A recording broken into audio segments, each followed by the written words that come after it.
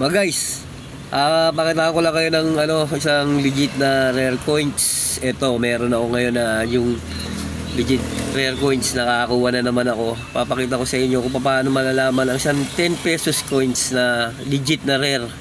Ito, ang niya, ayan kung titignan nyo, ang nasa harapan niyan si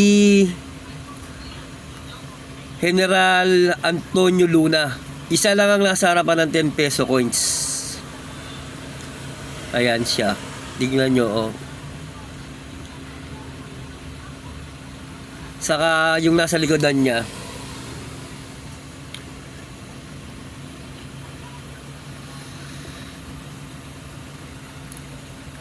Tignan nyo maigi. Nakasakay siya sa kabayo. Isang rare coins to. Ito yung mga binibili ng 70,000 or 50,000 o higit pa. Maabot din ng, kung meron talaga, baka 100,000 bibilin to. Tabi nyo na lang, baka makachamba kayo.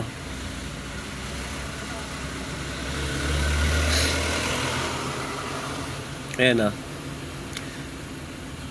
kabayo siya, nasa likuran.